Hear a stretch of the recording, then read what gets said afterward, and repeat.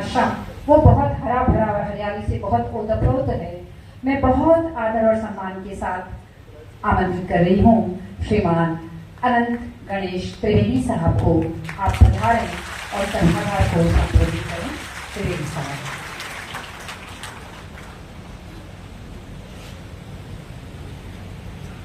आदरणीय zonal railway training school के प्राचार्य जयप्रकाश जी, आज के मुख्य उद्बोधक डॉक्टर नीरज जी शर्मा, मोहनलाल सुखाड़ा विश्वविद्यालय, आदरणीय डॉक्टर पी.आर. व्यास, एनवायरमेंटलिस्ट, वाइस प्रिंसिपल साहब जैन साहब, Pradeep ji Sharma, zonal railway training institute से, कार्यक्रम की संयोजिका रेणु जी, वरिष्ठ कवि किशन जी दादेश, मोहनलाल सुखाड़ा विश्वविद्यालय से डॉक्टर अनुजा जी, राजेंद्र सिंह जी राठौर, DN विश्वविद्यालय से उपस्थित doctor Jayshree Singh, head of the department Sanskrit विभाग, उच्च न्यायालय के अधिवक्ता उमेश जी शर्मा, अतिरिक्त नगर नियोजक राजस्थान सतीश जी श्रीमाली, इरिगेशन के मुख्य जो अवकाश प्राप्त हैं जी सोनी साहब, पर्यावरण को नाटकों के द्वारा मंथन करके प्रेरणा जागृत करने वाले विलास जी जानवे,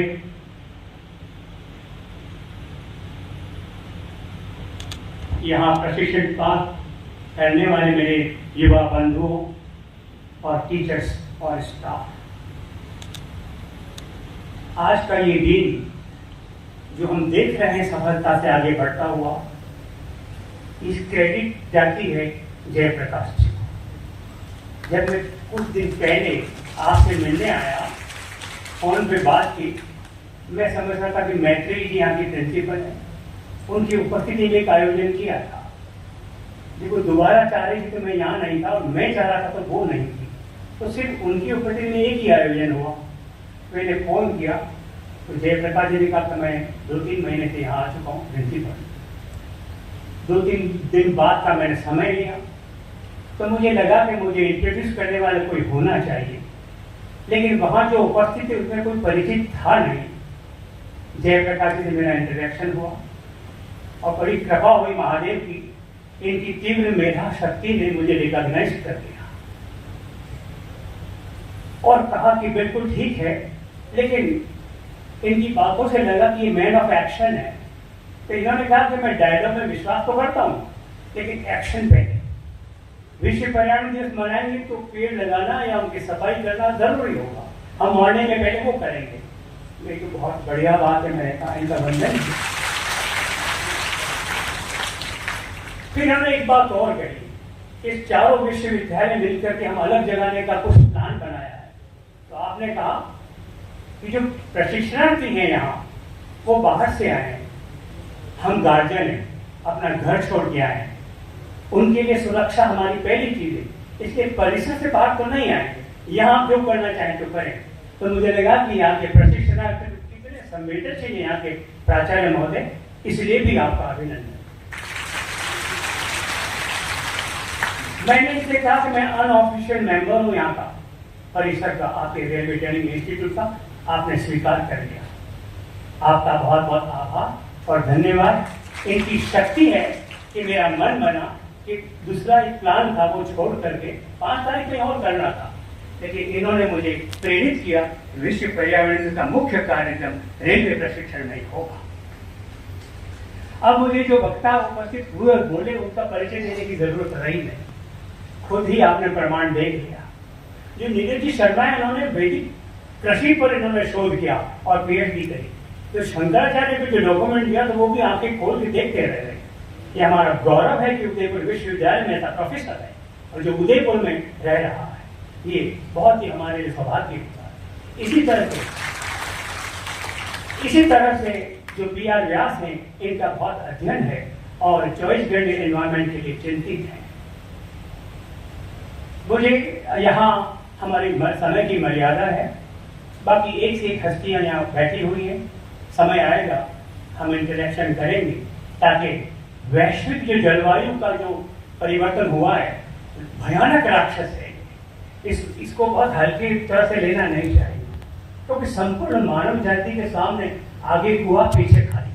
कैसे? आणविक अस्त्रों का भंडारण जो पिछली शताब्दी में बहुत चिंता का विषय था, और 1988 में दोनों महाशक्ति टेबल पर बैठी गॉर्बाचोव और रेगन, तो दुनिया के अखबारों ने छापा कि अब कुछ होगा, लेकिन हम भूल गए।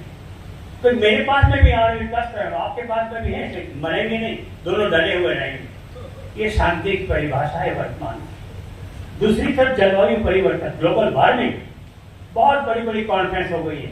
उस कॉन्फ्रेंस की इंपॉर्टेंस, और जहां हम बैठे हैं कोई किसी से कम नहीं है, बल्कि ज्यादा इंपॉर्टेंट ये है कि हम स्थानीय स्तर पर किस तरह से कदम चाल चलें कि पर्यावरण में बदलाव आए। हम घर से चलें। जो कुछ यहाँ चिंतन हुआ है, तो इससे ये लगा कि हम धरती माता के निहितार्थ को फिर खोजें और प्रकृति और पुनः चलें और विकास की परिभाषा को पुनः स्थापित करें। यही तो कहा इस कॉन्फ्रेंस में।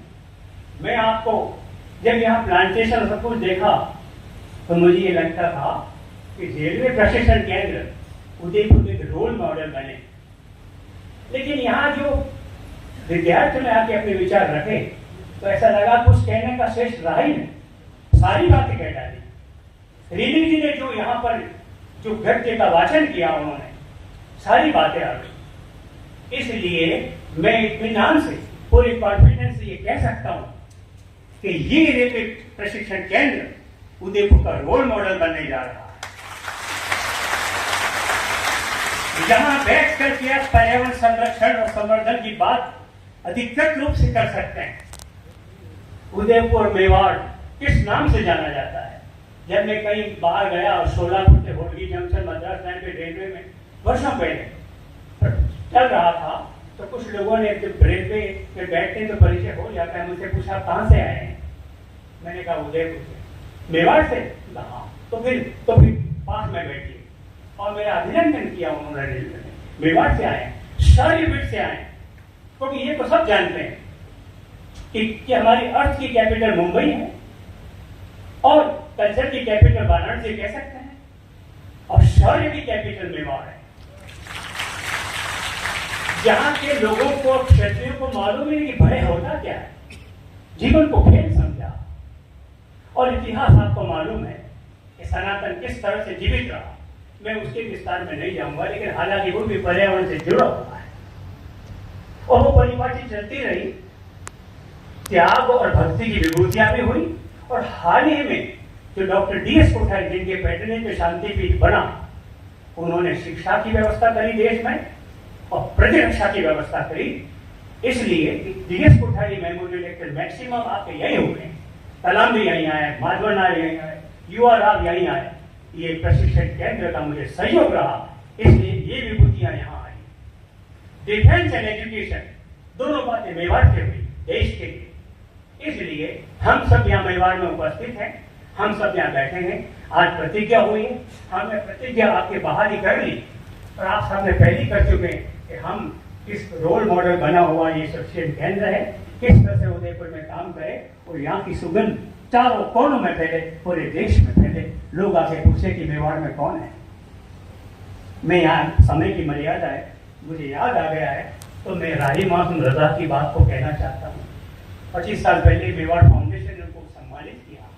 मैं मिलने गया समय लेकर के, सब बातें बताई, तो वो भावुक हो गए और कहने लगे उस समय हमारे हिंदुस्तान की बस्ती 100 करोड़ की थी। उन्होंने कहा इस 100 करोड़ की बस्ती में 30,000 लोग तो होंगे जो वैल्यूज पर काम करते हैं, जीवन के आदर्शों पर काम कर सके। फिर कहने लगे अगर मेरा बस चले तो 30,000 लोगों को मैं उदयपुर में इन्वाइट करना चाहूंगा। मुझे इंकरेज किया, तिलक किया राही मासूम रजा ने, जिन्होंने महाभारत के डायलॉग लिखे, कहा कि अनंत जी इस काम को मत छोड़ना, और मुझे जब बुलाओगे मैं उपस्थित हो जाऊंगा। शायद उसी ऊर्जा के कारण से महामनीषी हमारे आग्रह पर, छोटे से आग्रह पर उदयपुर आए और सबको मोटिवेट किया। मैं समय ज़्यादा नहीं लेना चाहूँगा। जब भी आज प्राचार्य महोदय इशारा करेंगे, हम सब एक साथ बैठेंगे। जब आपके पास समय होगा, क्योंकि मैं यहाँ के डिसिप्लिन को जानता हूँ, एक एक मिनट का उपयोग यहाँ होता है। अगर आप यहाँ बैठे हैं तो 2 क्लास किस तरह से कंपलसेट होंगी वो भी मैं जानता हूँ, और प्राचार्य महोदय ने भी मुझे इशारा किया। तो जब भी मौका हो, अब ऐसे महाकवि किशन जी से बैठे हैं, कल शांतिपीठ में पर्यावरण पर विचार गोष्ठी हुई, काव्य गोष्ठी हुई, और जब आप मौका देंगे और आप सबके पास समय होगा, मैं चाहूँगा कि यहाँ पर वो हो और आप सब लोग और कवियों के बीच में इंटरेक्शन हो, फिर ऊर्जा ऊर्ध्वगामी हो, हम अपने संकल्प को सुदृढ़ करें, स्ट्रेंथन करें। मुझे विश्वास है हमने जो आज चिंतन किया है, जिस चीज का उदाहरण किया है, हम यहाँ से बेड़ा उठाएंगे और दुनिया में उसकी सुगंध फैलेगी। ओम पूर्णमदः पूर्णमिदं पूर्णात् पूर्णमुदच्यते पूर्णस्य पूर्णमादाय पूर्णमेवावशिष्यते। ओम शांति शांति शांति।